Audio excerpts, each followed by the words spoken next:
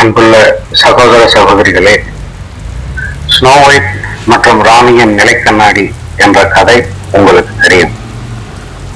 அனைவரையும் விட மிக மிக அழகாக இருந்த அந்த ராணி தினமும் காலையில் தன்னை கண்ணாடியில் பார்த்து சுவரில் இருக்கும் நிலைக்கண்ணாடியே, அனைவரையும் விட அழகானவள் யார் என்பாள்.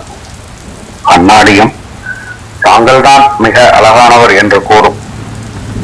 ஆனால் ஒரு நாள் அது ஸ்னோ ஒயிட் என்று கூறிவிட்டது.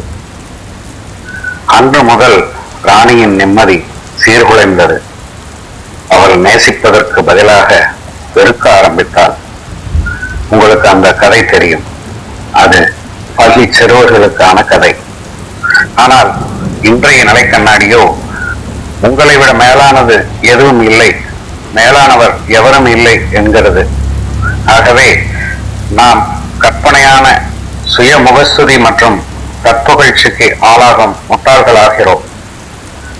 மனோதத்துவ நிபுணர்கள் அதை தற்காதல் மனப்பான்மை என்று கூறுவதாக கருதுகிறேன். உங்களையே நீங்கள் பார்த்து கொண்டு நான் அழகாக இருக்கிறேன், நான் உன்னதமானவன் என்று பாராட்டிக் கொள்வீர்கள். உண்மையை அறிய உங்கள் இதயத்தை நீங்கள் பார்க்க வேண்டும். உள்முகமாக பார்த்து உங்களை ஆழ்ந்து கவனிக்க வேண்டும். உலகை மறந்து விடுங்கள். ஏனெனில் மக்கள் பொய்களை மட்டுமே உங்களிடம் கூறுகிறார்கள். அவர்கள் ஏன் உங்களிடம் பொய் சொல்கிறார்கள்? நீங்கள் அவர்களுக்கு உதவ வேண்டும், அனைத்தையும் அளிக்க வேண்டும், அவர்களை புகழ வேண்டும் என்பதற்காகவே அப்படி கூறுகிறார்கள். உங்களுக்கு அது தெரியும். புகழ ஆரம்பித்தாலே ஏதோ விஷயம் இருக்கிறது என உங்களுக்கு தெரியும். ஐஸ் வைப்பது என்று சொல்வதை போன்றது இது. ஆகவே வெளி உலகை பார்ப்பதை நிறுத்துங்கள்.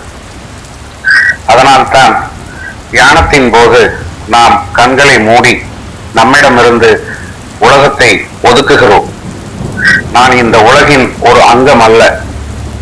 இங்கிருந்து நிரந்தரத்தை நோக்கி செல்லும் ஒரு ரயில் பயணியை போன்றவன் நான். ரயில் எங்காவது நின்றால் என் இலக்கை அடைந்து விட்டதாக நான் நினைக்கக்கூடாது. என்னுள் உள்முகமாக பார்த்து என்னை பற்றி தெரிந்து கொள்வதை மெல்ல மெல்ல என்னால் வெற்றிகரமாக செய்ய இயலுமானால் உண்மையிலேயே எனக்குள் என்ன இருக்கிறது என்பதை நான் காண ஆரம்பிக்கிறேன்.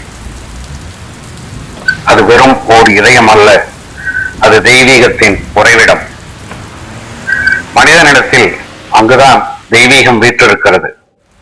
உண்மையில் அனைத்து ஜீவன்களின் இதயத்திலும் தெய்வீகம் இருக்கிறது. படைக்கப்பட்ட அனைத்தின் இதயத்திலும் நான் இருக்கிறேன் என்று கீதை கூறுகிறது. அவர்தான் உண்மையான நபர். ஆனால் இதயமும் உடலும் இருப்பதால் நான் தான் அந்த நபர் என எண்ணுகிறேன். அதனால் நம்மிடம் அகங்காரம், தலைவிரித்தாடும் அகங்காரம் இருக்கிறது. இந்த உடலை தவிர நாம் வேறு எதையும் நினைப்பதில்லை. அது தன் வீட்டிற்கு வர்ணம் பூசி அழகுபடுத்தும் அதே வேளையில் குடியில் தன்னை மாய்த்துக் கொள்ளும் ஒரு மனிதனை போன்றது. யாராவது உங்களையே ஏன் அழித்துக் கொள்கிறீர்கள் என்றால் அவர் மடத்தனமாக பேசாதீர்கள், என் வீட்டை பாருங்கள் எவ்வளவு அழகாக உள்ளது என்கிறார்.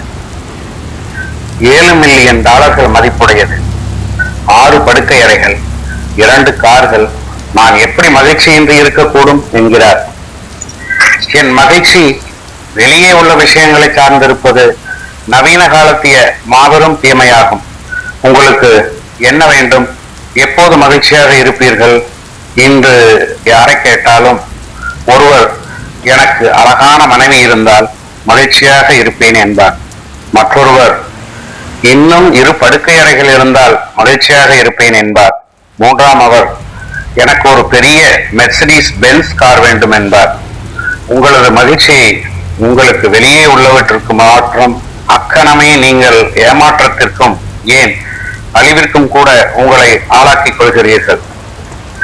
எனது செல்வம் இங்கு, அதாவது இதயத்தில் இருக்க வேண்டுமே தவிர தலையில் இருக்கக்கூடாது. ஏனெனில் பிறவிக்கு பின் பிறவியாக நிரந்தரத்திற்கும் அது என்னுடன் வருகிறது. வெளியில் உள்ள மற்ற அனைத்தும் அழகோ அபலட்சணமோ நல்லதோ கெட்டதோ பயனுள்ளதோ பயனற்றதோ பாதுகாக்கத்தக்கதோ அல்லது வீசி எறிய வேண்டியதோ அனைத்தும் போய்விடுகின்றன.